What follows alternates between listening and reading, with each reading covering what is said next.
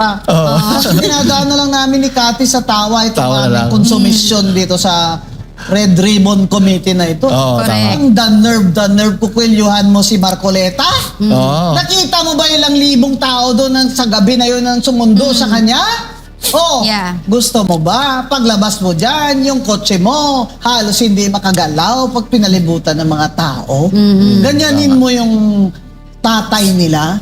Ha? Hindi lang sa, yung pagka-senior na lang sa iyo.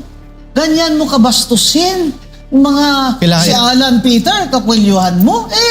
Alam mo, gentleman naman yun eh. Baka hindi yung lumaban sa iyo. Pero kung na-timing mo, na nandun si Robin Padilla sa tabi. Ay, di kagulo. At saka, teka, hindi mo may binubog si Claudine Barreto na tulpo? Si Mon Tulfo yun. Uy, alam ko na. At saka Papasok yung ako kanyang sa ex Senate, ha? yun, si Santiago. Santiago. Cathy, pasok ako sa Senate. Dalhin ko bodyguard ko si Claudine Barreto.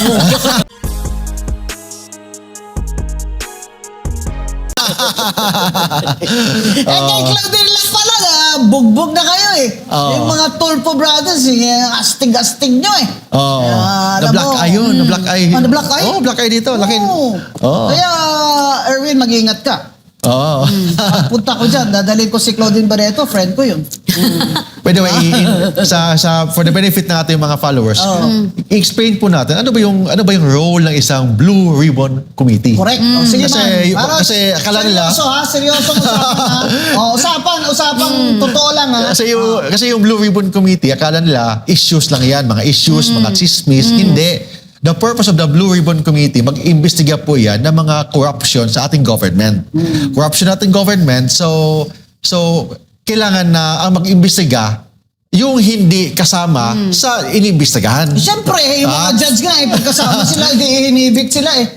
Di ba? Kahit nga mas konting appearance lang na may konting bias, mag-inhibit na ang judge. Ito, siya mismo ang kasama. Dapat above suspicion. Correct. Intelligent member ng...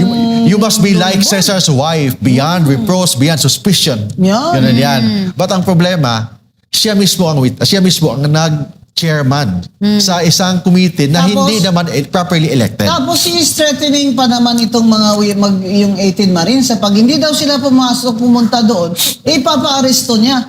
Hindi ba naman to?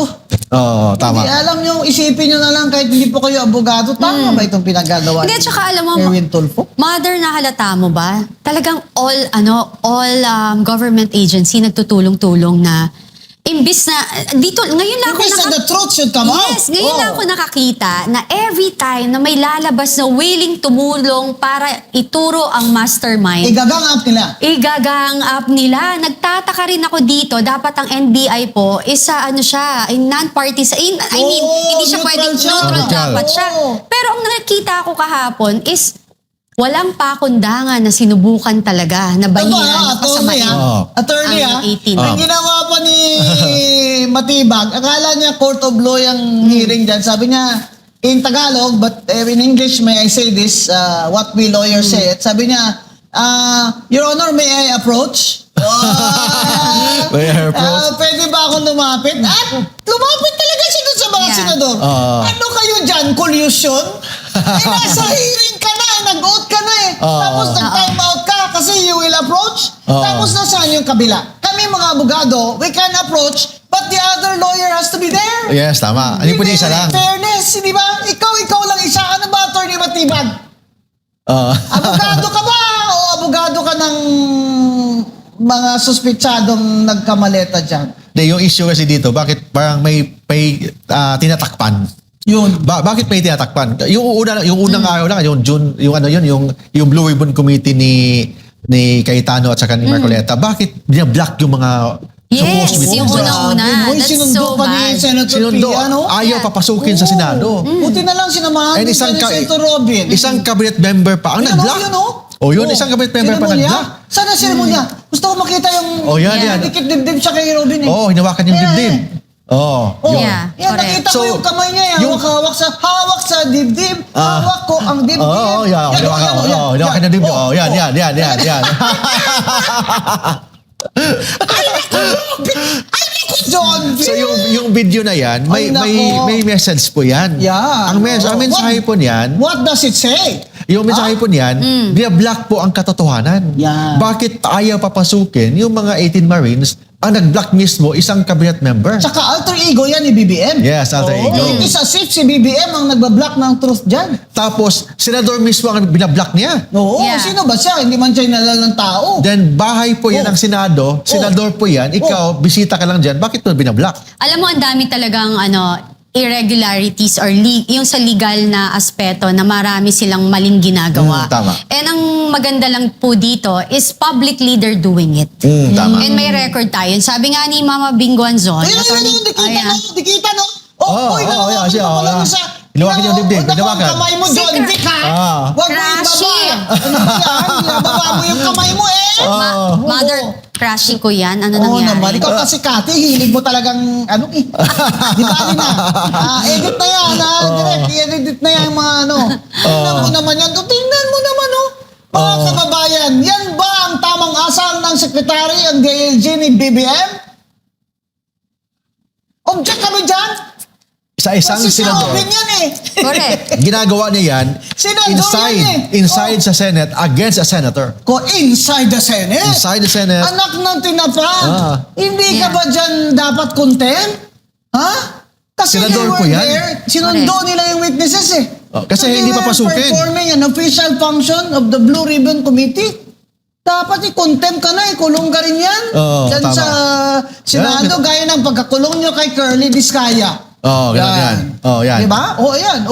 Ayan. So- Kaya Mark, alam mo Mark, ang sakit talaga sa banks itong ginagawa ng administrasyon na ito. Tama si Cathy, hindi nga siya lawyer, nakikita niya. Lahat na lang kayo, ginagang up nyo para hindi na lang matuloy yung Blue Ribbon Committee ni Senator Pia at Correct. Marcoleta. Ayaw nila matuloy kasi may tinatakpan na katotohanan. Na maleta. Ayaw nila ng katotohanan. Sa totoo lang tayo, di ba? In fact, may nagpakita, di ba? Oo. Na nagatid daw siya ng may aeroplano. Hindi lang yon, Mother. Ito pala, babalikan ko po. Kasi sinabi rin ni Attorney Matibag na wala raw sapat na ebidensya. Attorney Matibag, NBI Director, paano yung sinabi ni Gutesa na ginamit ni Ombudsman Boyong Rimulya, yung kanyang against testimony? Martin Romualdez. So, kung hindi ho yun mabigat, ba't ho ginamit ni Ombudsman Boyong Rimulya? Number 2, ano po yung sinabi ni Saldico?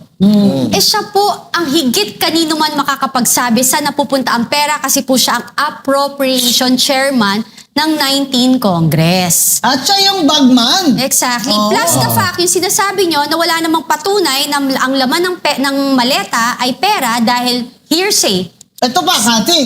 Ang mga pictures dyan ng mga security ni Saldico na ex-Marines, ay nakikita yung mga bahay. Hindi lang yun, Mother. Meron din isang maletang nasira nga yung zipper kasi kumukupit daw. Bumuka, may picture sila. Alam nyo, may video din po yun. Hindi lahat ho ng nilalabas ng retired Marines or men in uniform, hindi nyo ako mapipigilan dyan. Wala kayong pakialam sa opinion ko at gusto ko Sino sabihin. yan? Si BBM, Diba? Si BBM. Oo. Si Is Sandro. meron silang ebidensya, hindi lang ho yun.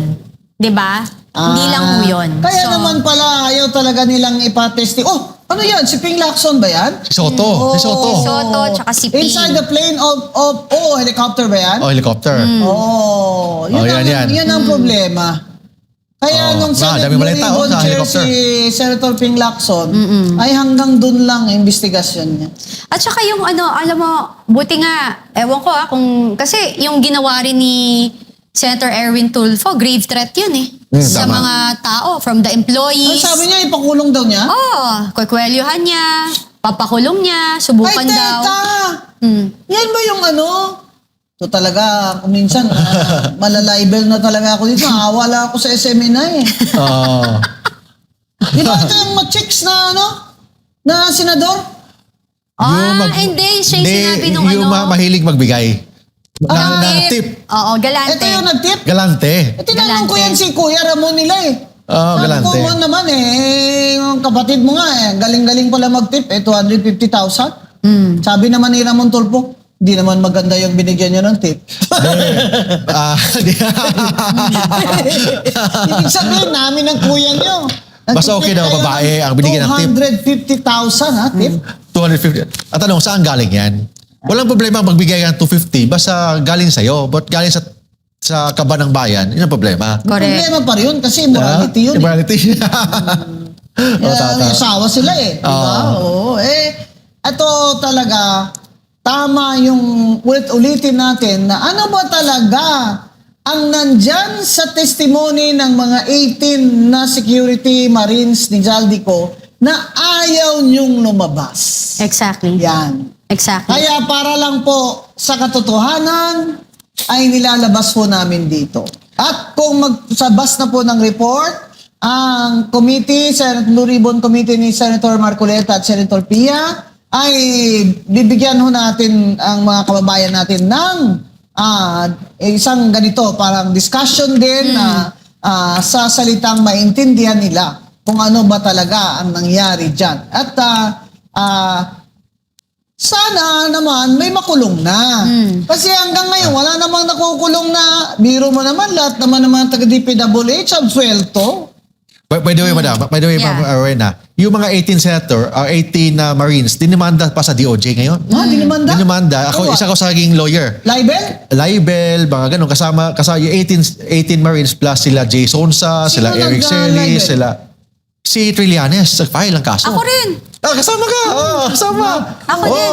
Kasama. Kasama dito. Ang SMNI, kasama pa. Alam mo, hindi nangyari yung ano na yan na nag-file si Trillanes, yung topic namin doon when he denied na hindi sila nagkita, nagsisinungaling daw 18 Marines kasi hindi raw sila nagkita. Ako yung post ko, yun yung ini-implicate, yung sinasabi yes, ko yes. na hindi sila nagkita with hindi sila nag-meeting with ICC. Oh, yes, yes. Diba? But apparently, after that, Hmm. nagsalita si Ombudsman Boying Remulla na nakipag-meeting talaga sila. Ganun yan. Buti pa si Boying yung umamin. Kayo dyan ha, wala kayong mga si Boying talaga may So yung mga Namin 18 talaga Marines, niya. yung mga critics sa ating government, dinimanda ng mga libel, Lahat. inciting to sedition, ano pa yung mga kasong... tinatakot eh. Lahat na lang. Kasi siyempre mga taong yan, they're just these are common folks. Hindi naman Hindi, not wala only silang that. pera pang buti na lang libre-libre ang mga abogado. Hindi lang yung mother, puro abono. sariling tax ng bayan, ang nagpapasweldo sa kanila is ang mamamayang Pilipino, tas ang dinidemanda nyo, yung nagpapasweldo sa inyo. Ganun yan. Para yung sinabi na yung Sir, amo nyo. Senator Erwin Tulfo, nag-file ka pa ng libel. Ang sabi daw sa Supreme Court decision sa Attorney Mar, ang mga elected officials po ay hindi dapat balat. Sibuyas. Yes, exactly. Ganun yan, hindi balat sibuyas. And of course, exemption sa libel, yung concerns of public interest. Tsaka the truth is a defense. Yes. Sa totoo lang.